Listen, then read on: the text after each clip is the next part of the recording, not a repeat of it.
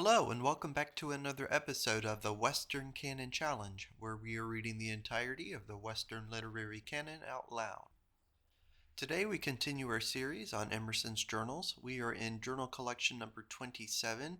The year is 1836. Emerson is 32 years old, and he has just lost his brother Charles, and he is living in Concord, and his first diary entry in May 19th refers to this loss of a brother, and we'll start from there. Concord, May 19th. I find myself slowly, after this helpless morning. I remember states of mind that perhaps I had long lost before this grief, the native mountains whose tops reappear after we have traversed many a mile of weary region from home. Them shall I ever revisit? I refer now to last evening's lively remembrance of the scattered company who have ministered to my highest wants. Edward Stubler, Peter Hunt, Sampson Reed, my peasant Tarbox, Mary Roch, Jonathan Phillips, A.B. Alcott, even Marat has a claim. A strange class, plain and wise, whose charm to me is wonderful, how elevating. How far was their voice from the voice of vanity, of display, of interest, of tradition? They are to me what the wanderer and the excursion is to the poet, and Wordsworth's total value is of this kind. They are described in the lines at the end of the Yarrow Revisited. Theirs is the true light of all our day. They are the argument for the spiritual world, for their spirit is it. Nothing is impossible since such communion has already been. Whilst we hear them speak, how frivolous are the distinctions of fortune, and the voice of fame is as unaffecting as the tinkle of the passing sleigh bell. Every man has his Parnassus somewhere, though in a band of music, or the theatre, or gazing at a regiment come home from the wars, or a frigate from the main. The mob draws its attraction out of high, obscure, infinital regions. By the permanence of nature, minds are trained alike and made intelligible to each other. The one mind. A great danger, or a strong desire as a war of defense, or an enterprise of enthusiasm, or even of gain, will at any time knit a multitude into one man, and, whilst it lasts, bring every individual into his exact place. One to watch, one to deliberate, one to act, one to speak, and one to record.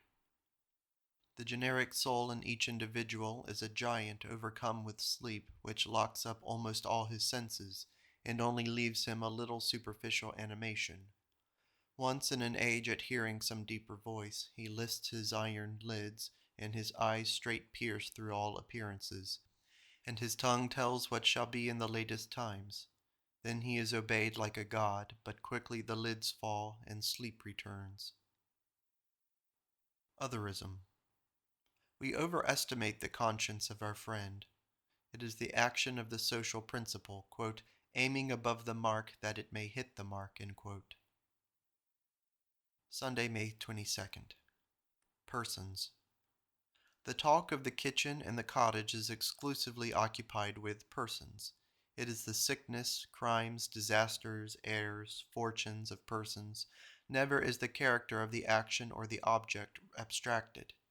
Go into the parlor and into fashionable society. The persons are more conspicuous, but the fact is the same. The conversation still hovers over persons, over political connections, over events as they related to individuals. Go at last into the cultivated class, who ask, what is beauty? How shall I be perfect? To what end exists the world? And you shall find in proportion to their cultivation a studious separation of personal history from their analysis of character and their study of things. Natural history is elegant, astronomy sublime for this reason, their impersonality. And yet when cultivated men speak of God, they demand a biography of him, as steadily as the kitchen and the bar-room demand personalities of men. Absolute goodness, absolute truth must leave their infinity and take form for us. We want fingers and sides and hair. Yet certainly it is more grand, and therefore more true to say, goodness is its own reward. Be sure your sin will find you out, than to say, God will give long life to the upright. God will punish the sinner in hell, in any popular sense of these words. But the angels will worship virtue and truth, not gathered into a person, but inly seen in the perspective of their own progressive being. They see the dream and the interpretation of the world in the faith that God is within them. As the spiritual truth needs no proof, but is its own reason, so the universe needs no outer cause, but exists by its own perfection, and the sum of it all is this: God is. Theism must be, and the name of God must be, because it is a necessity of the human mind to apprehend the relative as flowing from the absolute, and we shall always give the absolute a name, but a storm of calumny will always pelt him whose view of God is highest and purest. I heard today a preacher who made me think that the stern compensations work themselves out in pulpits too, since if a preacher treats the people as children, they too will treat him as a child. It is strange how simple a thing it is to be a man, so simple that almost all fail by overdoing. There is nothing vulgar in Wordsworth's idea of man. To believe your own thought, that is genius. To believe that a man intended to produce the emotion we feel before his work is the highest praise, so high that we ever hesitate to give it. May 23rd. After reading has become stale and thoughts truisms, the meeting a young man who has a lively interest in your speculations shall revive the faded colors and restore the price of thought. So thought I at Salem. This is the foundation and nature of education. May 28th. Nothing bizarre, nothing whimsical will endure. Nature is ever interfering with art. Every violation, every suicide, every miracle, every willfulness, however large it may show near us, melts quickly into the all and at a distance is not seen. The outline is as smooth as the curve of the moon. Landor has too much willfulness. He will not let his genius speak, but must make it all himself. A writer must have l'abandon. He must be content to stand aside and let truth and beauty speak for him, or he cannot expect to be heard far. May 30th. In that sermon to literary men which I propose to make, be sure to admonish them not to be ashamed of their gospel. The mason, the carpenter hold up their trowel and saw with honest pride. The scholar thrusts his book into his pocket, drops the nosegay he has gathered in his walk into the fields, and in conversation with the grocer and farmers affects to talk of business and farms. Faint heart never won. Other professions thrive because they who drive them do that one thing with a single and entire mind. Feel that fair weather or foul weather, good for grass or bad for grass, scarcity or plenty, is all nothing to you, that your plow may go every day and leave to God the care of the world. It is a sublime illustration of the Christian doctrine of humility, the fact that God is the servant of the universe. If there were any being whom he did not serve, he would not be the God of that being. Put in the sermon to scholars the brave maxim of the Code of Menu, quote, "A teacher of the Veda should rather die with his learning than sow it in sterile soil, even though he be in grievous distress for subsistence," approved by CCE. Please God, the curse of the carpenter shall never lie on my roof. Fine thoughts flowing from an idea perceived by the mind, and fine thoughts willfully recollected and exhibited, differ as leaves and flowers growing from the branch, and leaves and flowers tied together by a string. May 31st. All powerful action is by bringing the forces of nature to bear upon our objects. June 1st. Once there was an urn which received water out of a fountain. But sometimes the fountain spouted so far as to fall beyond the lips of the urn, and sometimes not far enough to fill it, so that sometimes it was only sprinkled. But the urn desired to be always full, and nature saw the urn and made it alive, so that it could move this way and that to meet the waterfall. And even when the water did not rise out of the spring, it could change its shape, and with a long neck suck up the water from hollows with its lips. Then it began to go far from the mountain, looking in many places for wells, and sometimes when the fountain was full, the urn was gone, and did not come back until the fountain was a thread. And often the walking urn lost its way, and came into sands, and was long empty. Moreover, though nature gave it life, she did not give it more body, so that when was spent in making feet and legs was lost from the belly of the urn. And in the motion of going, much water was spilled, so that now it was never full as before. So the urn came to nature, and besought her to take away its life, and replace it at the old fountain. June 3rd. Shall I not treat all men as gods? June 4th. The painters have driven me from my apartment. What a droll craft is theirs, generically considered. There certainly is a ridiculous air over much of our life. Here are 2 or 3 facts respecting science. 1. The tendency to order and classification in the mind. 2. The correspondent order actually subsisting in nature. 3. Hence the humanity of science, or the naturalness of knowing, the perception that the world was made by mind like ours, the recognition of design like ours, the seeing in the brute's analogous intelligence to ours. Otherwise, man puts things in a row, things belong in a row, the showing of the true row is science. History teaches 1. The presence of spirit, 2. The antecedents of spirit, 3. The humanity of spirit. Corollary. Science must be studied humanly. We are always learning that duration and magnitude are of no account to the soul. In the eternity of nature, centuries are lost as moments are. In the immensity of matter, there is no great and no small.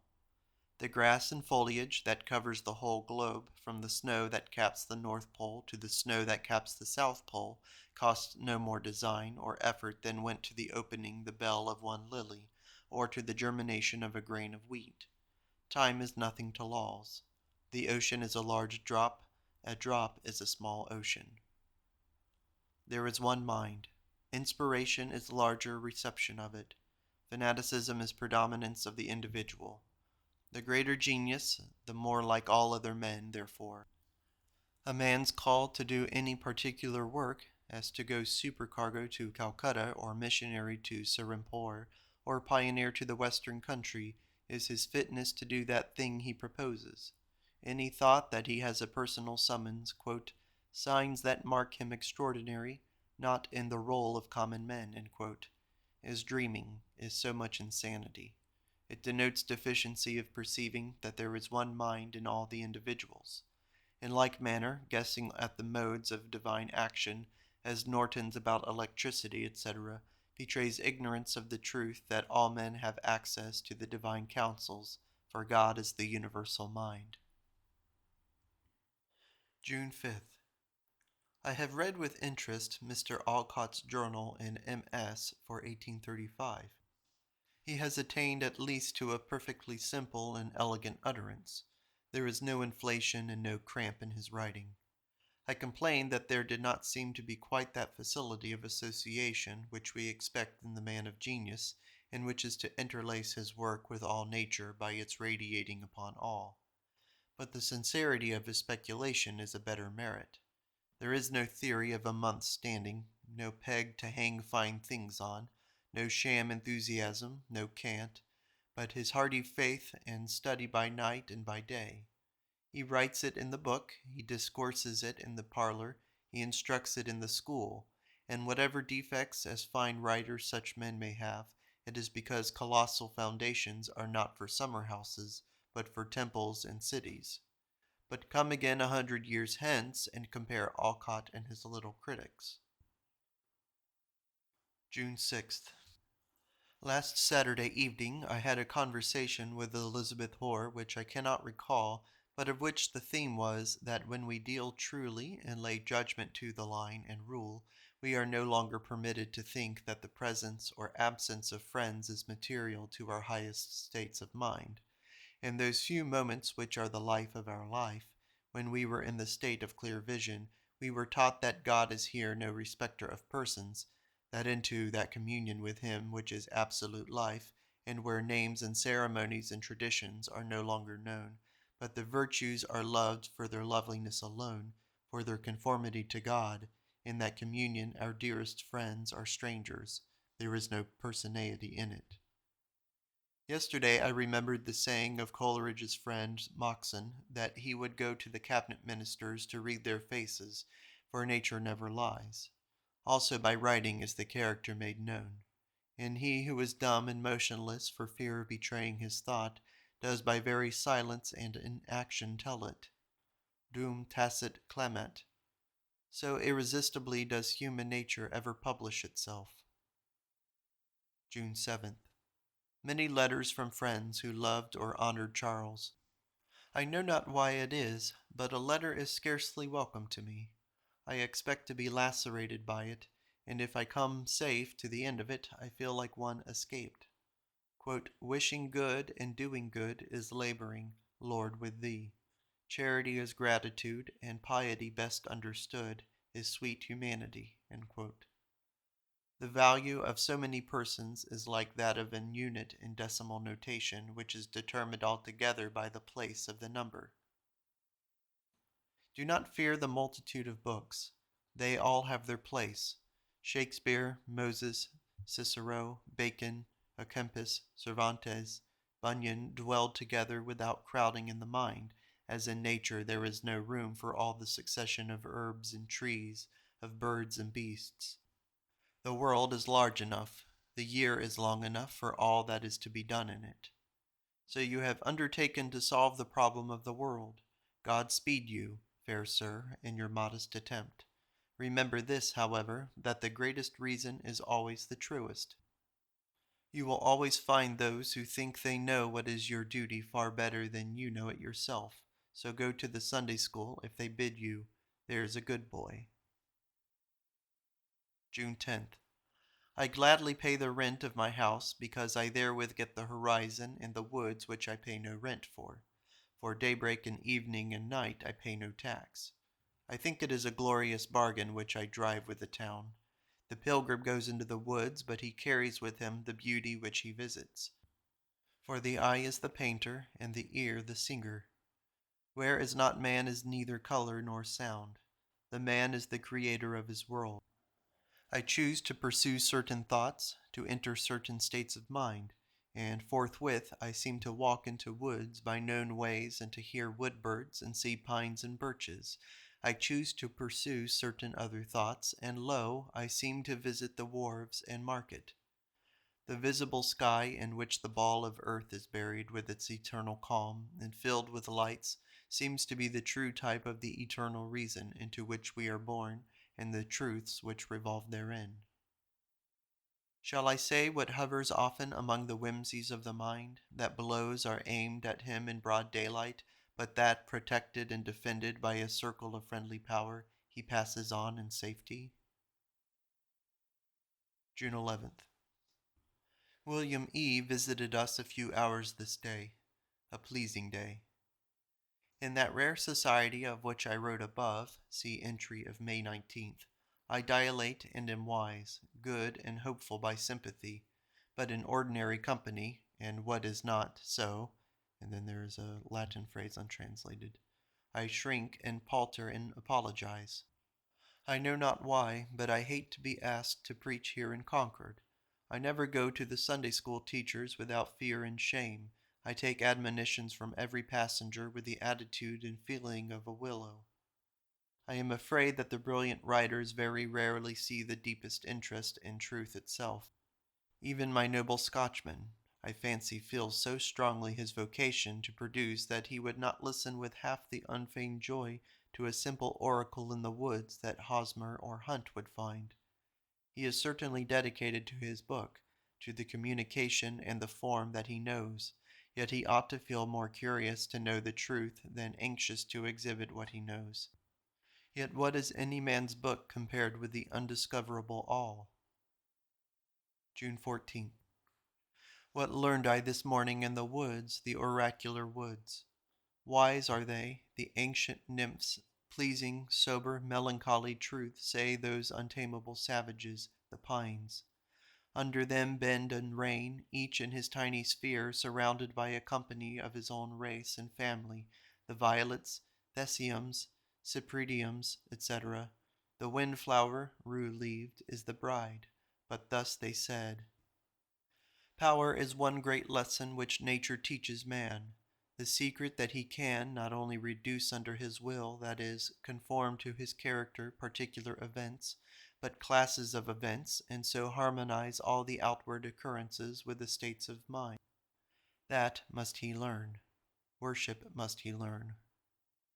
Is the pretension of the ideal theory enormous?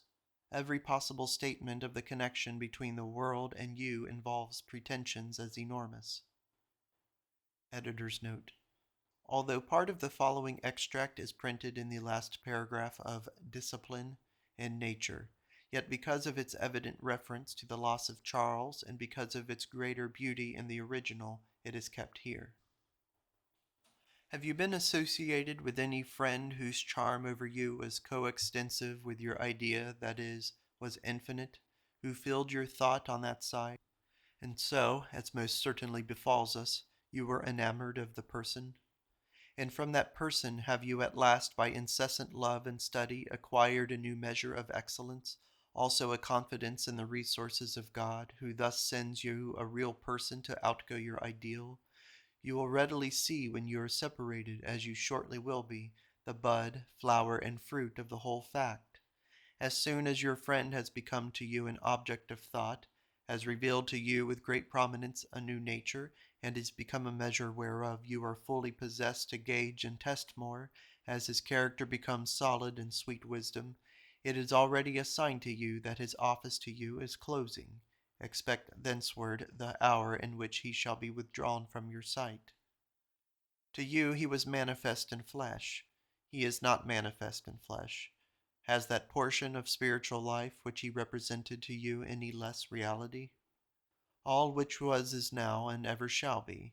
See then whether you do not overesteem the greatness of your labors, and instead of vaunting so loudly your mission to the world, look perhaps if the world have not a mission to you.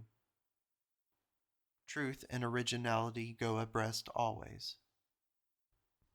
June 16th. Yesterday I went to Mr. Alcott's school and heard a conversation upon the Gospel of St. John. I thought the experiment of engaging young children upon questions of taste and truth successful. A few striking things were said by them. I felt strongly as I watched the gradual dawn of thought upon the minds of all that to truth is no age or season. It appears or it does not appear, and when the child perceives it, he is no longer more a child. Age, sex are nothing. We are all alike before the great whole. Little Josiah Quincy, now 6 years, 6 months old, is a child having something wonderful and divine in him. He is a youthful prophet. Monsters and aberrations give us glimpses of the higher law. Let us into the secret of nature, thought Goethe. Well, we fable to conform things better to our higher law. But when, by and by, we see the true cause, the fable fades and shrivels up.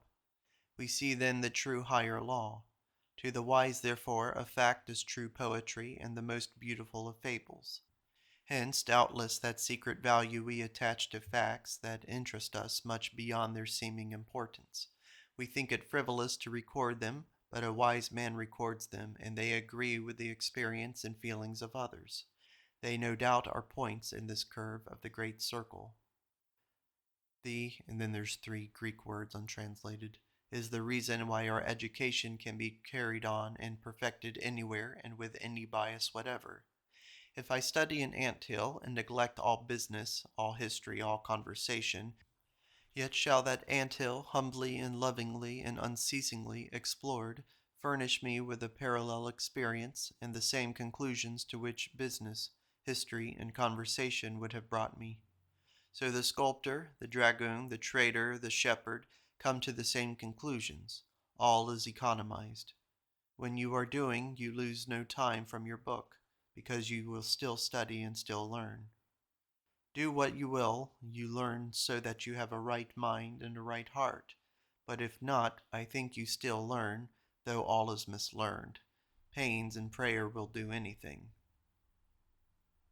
Swedenborg, I am persuaded, will presently become popular. He needs not only to be regarded as a poet, instead of a sectarian and low religious dogmatist, to be read and admired for his verities. June 17th. A fact is only a fulcrum of the spirit. It is the terminus of a past thought, but only a means now to new sallies of the imagination and new progress of wisdom.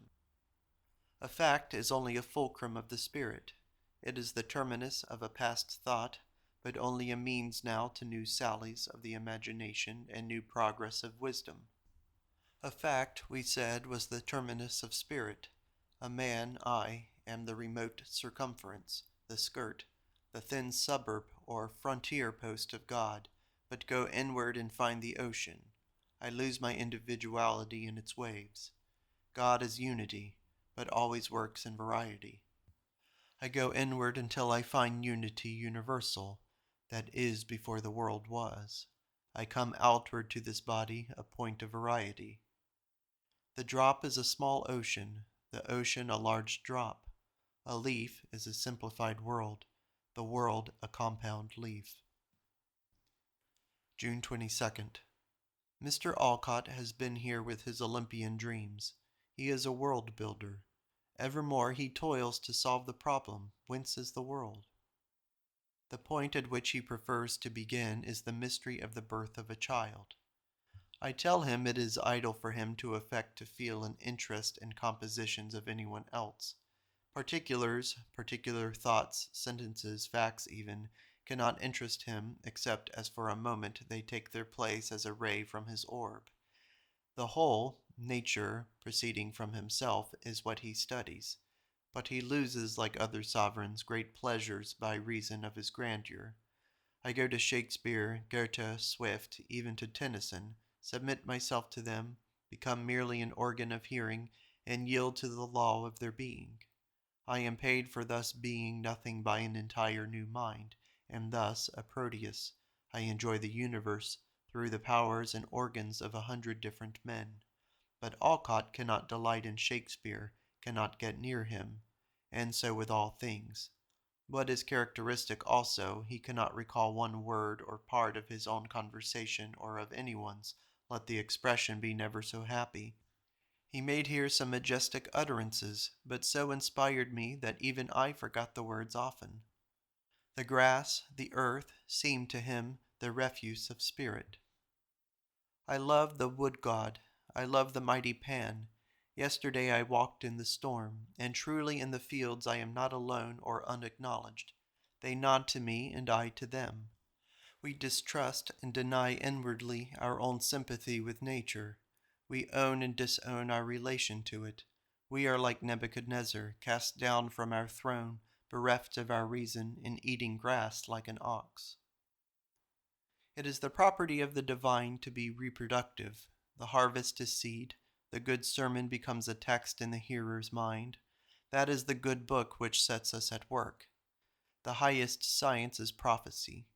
Jesus is but the harbinger and announcer of the Comforter to come, and his continual office is to make himself less to us by making us demand more. The understanding, the usurping understanding, the lieutenant of reason, his hired man, the moment the master is gone, steps into his place.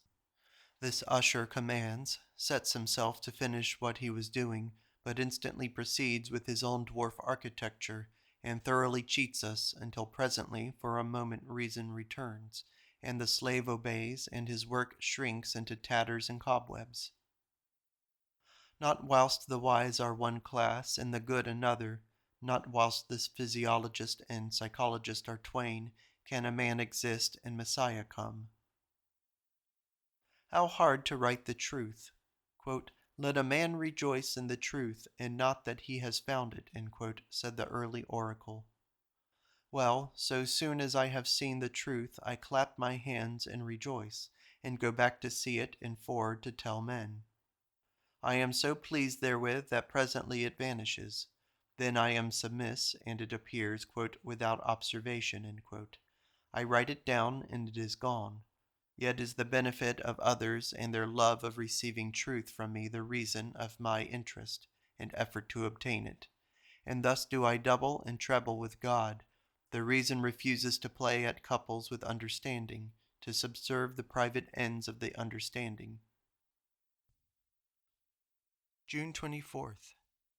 I have read with great pleasure, sometimes with delight, number 5 of Mr. Alcott's record of conversations on the Gospels.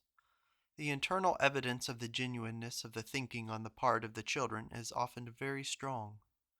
Their wisdom is something the less surprising because of the simplicity of the instrument on which they play these fine airs.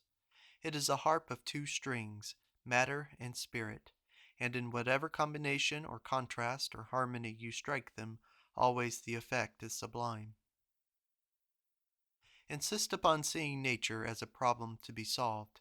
It is a question addressed to you. What is a child? What is a woman? What is a year or a season? What do they signify and say to me? Nature is yet far from being exhausted. Nature is the projection of God. It is the expositor of the divine mind. Chateaubriand called it the divine imagination. Say they that geometry is the divine mind, and is the landscape less so? Yet see how far man is at discord with nature, for you cannot at the same time admire the prospect and sympathize with Wyman and Tuttle digging in the field. Beauty and pleasure are no doubt the pilots of the mind, but it must first be healthy. July 2nd. Mrs. Ripley expressed a contempt for Boccaccio, and we agreed that, in English, his was a wholly false reputation. July 5th. It never rains, but it pours. If you see pyrola, you see nothing else but varieties of pyrola. To that one thing which a man had in his head, all nature seems an illustration, all men martyrs. Then there's an untranslated Greek phrase. Human flora, subgenus arid lachrymose, apologetic, adhesive, wiry. Afternoon man, wholesale speaker, conservative. July 9th. I have looked over the designs for Dante by Flaxman. Flaxman was a disciple of Swedenborg, and the result is accordingly a threefold chord in which each may claim his strand. As wind and sun play into one another's hands in nature, so do human minds. Several geniuses of the past generations are reproduced for us today in their pupils. The corn in my garden, the child of today, is a compound chord of which the sun, air, water, carbon, azote, and oxygen are the plies. July 21st. Pleasant it is to see 2 persons acting habitually and harmoniously together, of entirely different manner and voice. 2 strong natures, neither of which impairs the other by any direct modification. The more perfect the union, the concession at the same time of individual peculiarity being the least, makes the best society. Make your own Bible. Select and collect all the words and sentences that in all your reading have been to you like the blast of a triumph out of Shakespeare, Seneca, Moses, John, and Paul. July 30th. Man is the point wherein matter and spirit meet and marry. The idealist says, God paints the world around your soul. The spiritualist saith, Yea, but lo, God is within you. The self of self creates the world through you, in organizations like you. The universal central soul comes to the surface in my body. July 31st. The wise man has no secrets. Secrets belong to the individual, local. He strives evermore to sink the individual in the universal. The friend who can bring him into a certain mood has a right to all the privacies that belong to that mood. Moreover, he believes that no secrets can be, that the nature of the man does forever publish itself, and that all laborious concealments lose their labor.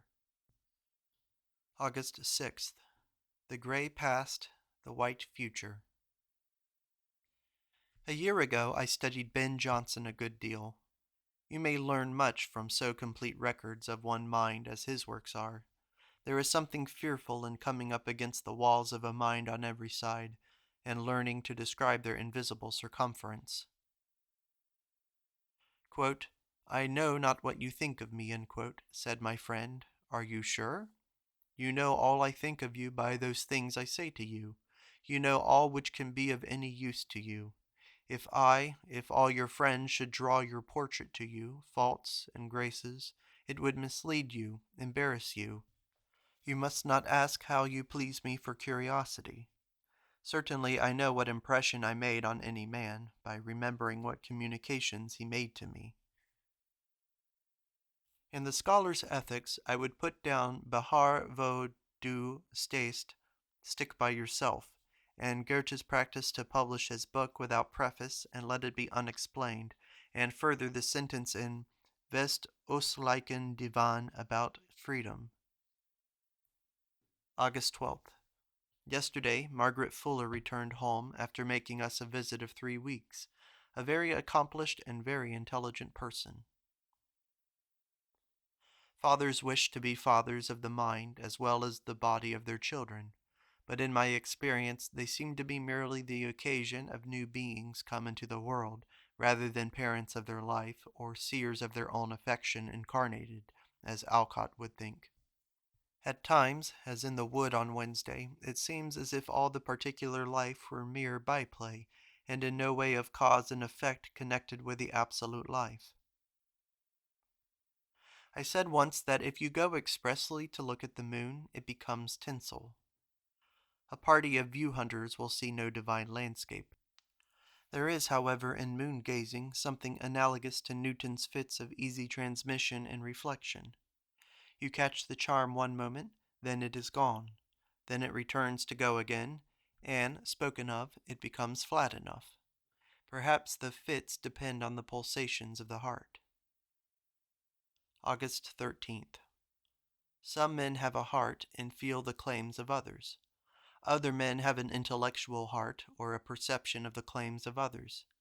A third class have neither and are neither desired nor approved. How rarely can a female mind be impersonal? Sarah Ripley is wonderfully free from egotism of place and time and blood. Margaret Fuller by no means so free, with all her superiority. What shall I say of Aunt Mary? August 17th. Our part in public occasions, says Goethe, is, for the most part, philelestere, shrew of commencement and this Cambridge Jubilee. August 27th. Today came to me the first proof sheet of nature to be corrected, like a new coat full of vexations, with the first sentences of the chapters perched like mottoes aloft in small type. The peace of the author cannot be wounded by such trifles if he sees that the sentences are still good. A good sentence can never be but put out of countenance by any blunder of compositors. It is good in text or note, in poetry or prose, as title or corollary. But a bad sentence shows all his flaws instantly by such dislocation. So that a certain sublime serenity is generated in the soul of the poet by the annoyances of the press. He sees that the spirit may infuse a subtle logic into the parts of the piece which shall defy all accidents to break their connection. The man of talents who brings his poetry and eloquence to market is like the hawk which I have seen wheeling up to heaven in the face of noon, and all have to have a better view of mice and moles and chickens.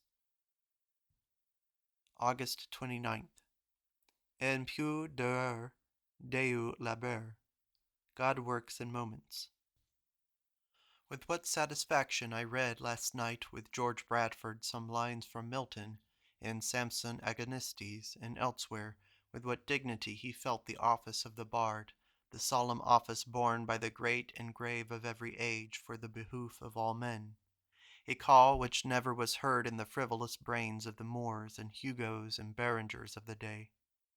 The Thrennes of Shakespeare seemed to belong to a purer state of sensation and existence, to use Landor's word. Humility characterizes the highest class of genius, Homer, Milton, Shakespeare. We expect flashes of thought, but this is highest yet. the sorrows of Adam and Eve. There is a difference between the waiting of the prophet and the standing still of the fool. George Bradford says of Alcott that he destroys too many illusions. September 2nd. We see much truth under the glitter and ribbons of a festival like commencement. Each year the same faces come there, but each elongated or whitened or fallen a little. The courage, too, that is felt at presenting your own face before the well-known assembly is not an extempore feeling, but is based on a long memory of studies and actions. An assembly is a sort of judgment day before whose face every soul is tried. Fat and foolish faces, to be sure, there are in the forefront of the crowd, but they are only warnings and imps and examples of doom. The scholar looks in at the door, but unwilling to face this ordeal to little purpose.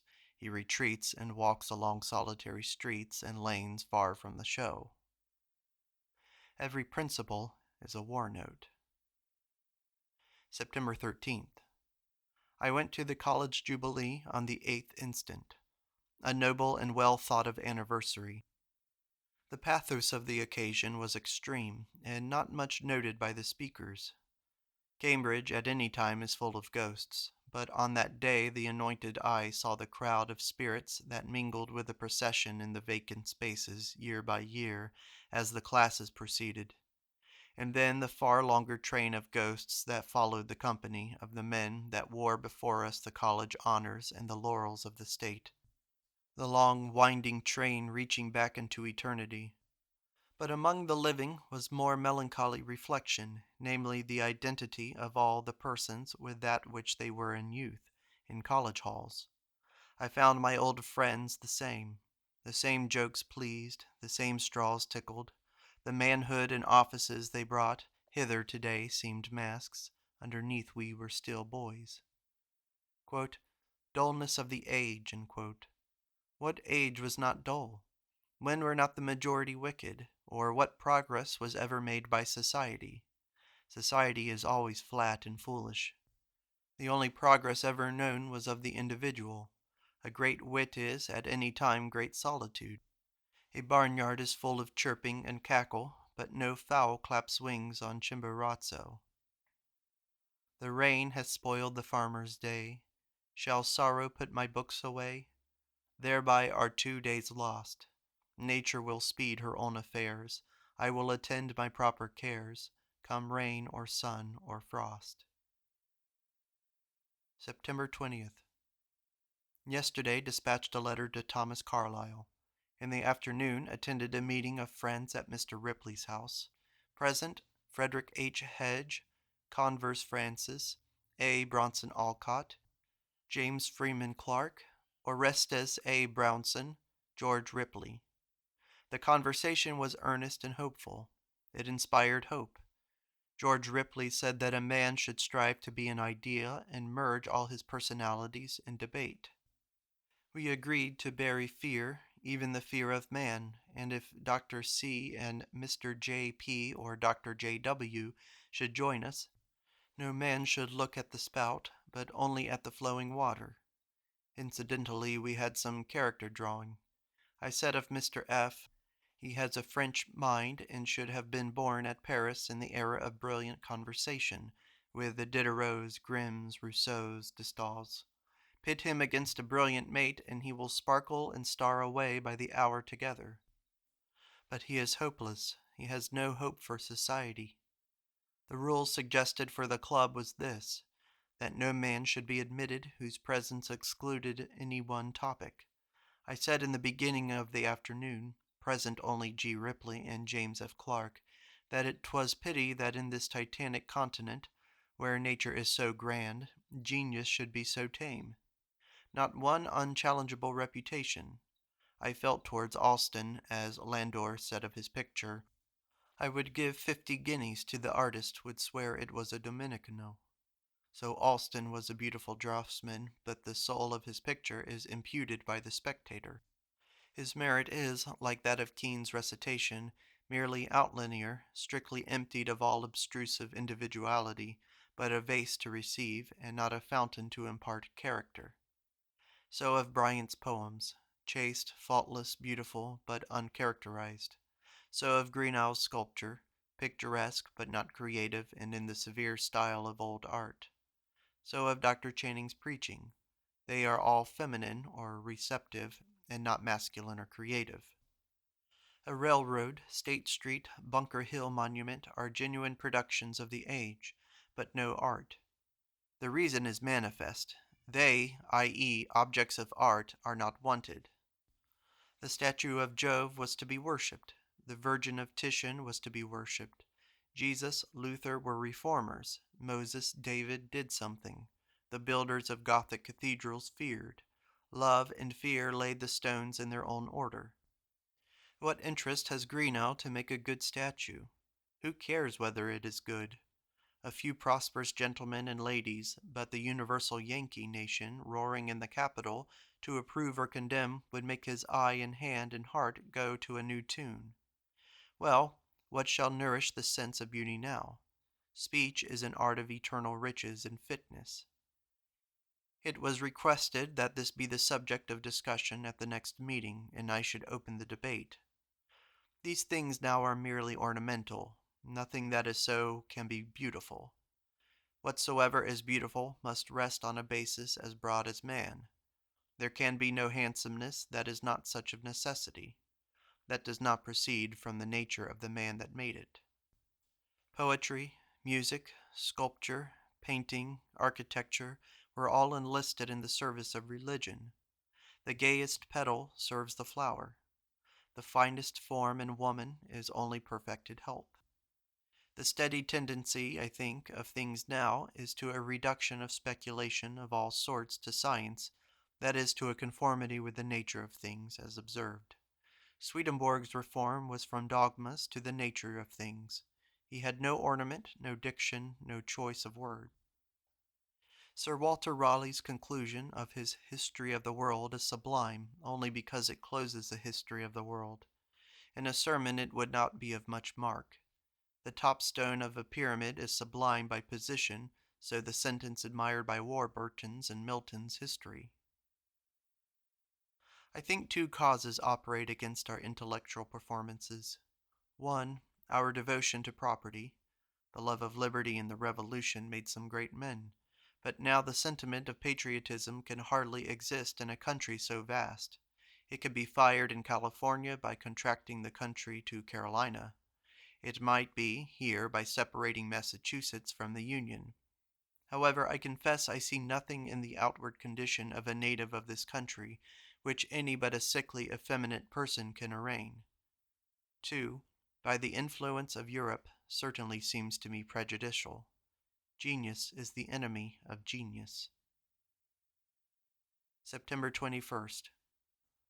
The ship, beating at sea, gains a small commission of miles for her true course on every tack. So in life, our profession, our dilettantism gives us with much parade a little solid wisdom. The days and hours of reason will shine with steady light as the life of life, and all the other days and weeks appear as hyphens to join these. Editor's note: Mr. Emerson refers here to an entry concerning reason in the journal on July 10, 1835. The bird of passage, what does he signify? Nature. She keeps the market stocked with her article at the lowest price, but never sells her secret. This is the end of Part 2 of Emerson's Journal Collection number 27. Thank you for listening.